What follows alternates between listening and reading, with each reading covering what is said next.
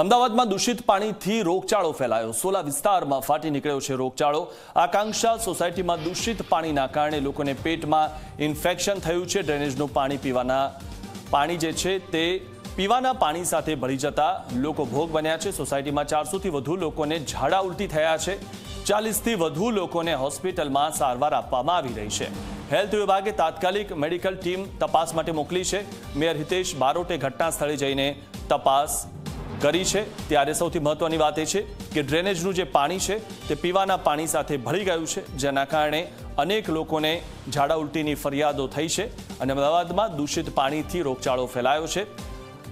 ત્યારે મધ્યપ્રદેશના ઇન્દોર જેવી સ્થિતિ ન થાય તે પહેલા આ સ્થિતિને કાબૂમાં લેવી જોઈએ।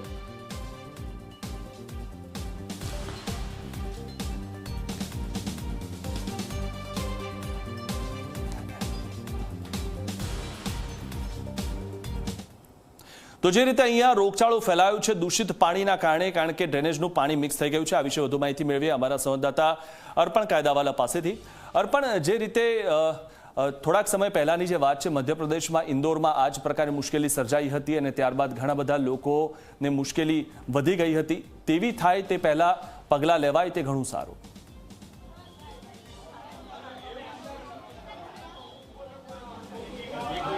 બિલકુલ મિથુન, જો અમદાવાદની વાત કરીએ તો અતિ ગંભીર પરિસ્થિતિ નથી બની, પરંતુ ગંભીર તો બની જ હતી। કારણ કે શુક્રવાર મોડી રાત બાદ લોકોએ જે અહીંયા તેમના ઘરે નિયમિત આવતું પાણી પીધું અને તેની અસર શનિવારથી થવાની શરૂ થઈ હતી અને લગભગ 400 કરતાં વધુ લોકોને આ દૂષિત પાણીની અસર થઈ હતી। આપણી પાસે દ્રશ્યો પણ છે કે જે બ્રેકડાઉન સર્જાયું હતું જનતાનગર પાસે, ત્યાં રિપેરિંગ કામ દરમિયાન પીવાના પાણીની અને ડ્રેનેજની લાઇનનું પાણી મિક્સ થઈ ગયું હતું, જે આ સોસાયટીમાં સપ્લાય થયું હતું અને તેનું સેવન કરવાના કારણે, નિયમિત વપરાશ કરવાના કારણે તમામ લોકોને તેની અસર થવાની શરૂઆત થઈ ગઈ।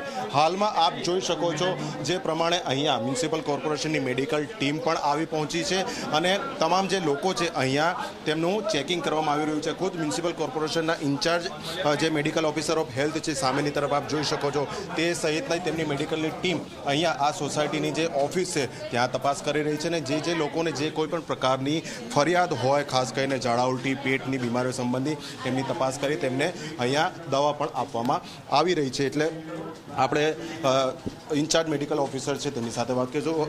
તેજસભાઈ, તમે અહીંયા પહોંચ્યા છો, શું હકીકત મળી છે અને શું કામગીરી હાલમાં હવે આપણે કરી છે? વોટર પોલ્યુશનને કારણે આ આકાંક્ષા એપાર્ટમેન્ટમાં અમુક લોકોને ઝાડા ઉલટી થવાની ફરિયાદ મળેલી છે। અત્યારે મેડિકલ ટીમ લગભગ 1-1.5 કલાકથી અહીંયા જ છે, જેને તાત્કાલિક સારવારની જરૂર હોય એને સારવાર આપવામાં આવી રહી છે। પ્લસ જો કોઈને રેફરલ કરવાનું થાય તો પણ અમારી વેન અહીંયા ઊભી છે, તો તાત્કાલિક એને રેફર પણ કરવામાં આવશે અને સતત પાણીનો જે પ્રોબ્લેમ કરી દીધો છે, પણ આ ટીમનો કાર્યરત છે ને કામગીરી થશે। પરિસ્થિતિ એકંદરે કંટ્રોલમાં છે એમ કહી શકાય? હાલ 15-20 જણા સારવાર લેવા આવ્યા છે, કોઈને ગંભીર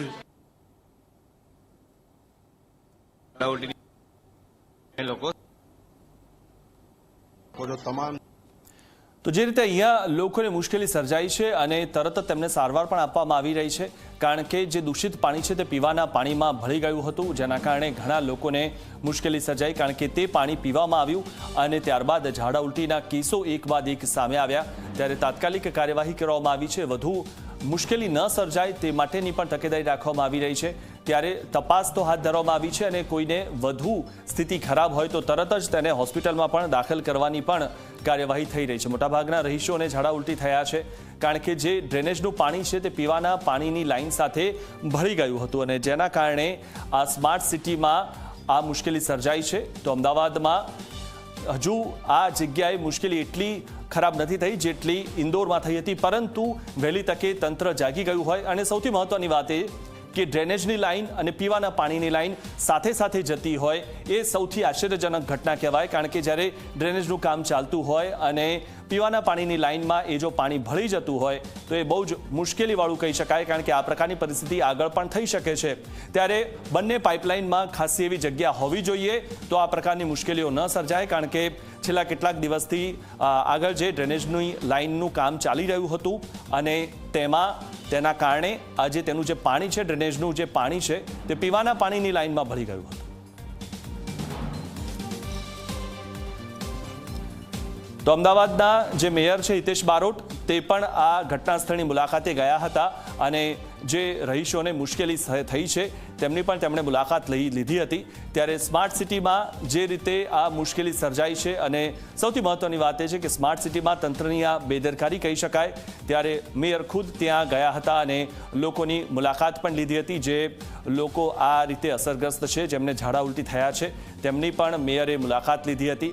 હાલમાં દવા પણ આપવામાં આવી રહી છે અને લોકોની તપાસ પણ કરવામાં આવી રહી છે। જે કોઈની સ્થિતિ વધારે મુશ્કેલીજનક હોય, ક્રિટિકલ હોય, તેમને તાત્કાલિક હોસ્પિટલમાં સારવાર આપવા માટેની પણ વ્યવસ્થા કરવામાં આવી છે। તો અહીંયા જ મેડિકલની ટીમો પણ આવી ગઈ છે। આ જે જગ્યાએ આ મુશ્કેલી સર્જાઈ ત્યાં આપ જે રીતે દૃશ્યમાં જોઈ રહ્યા છો, મેડિકલની ટીમો આવીને જેની ક્રિટિકલ સિચ્યુએશન હોય તેમને તાત્કાલિક હોસ્પિટલમાં દાખલ કરવામાં આવી રહ્યા છે।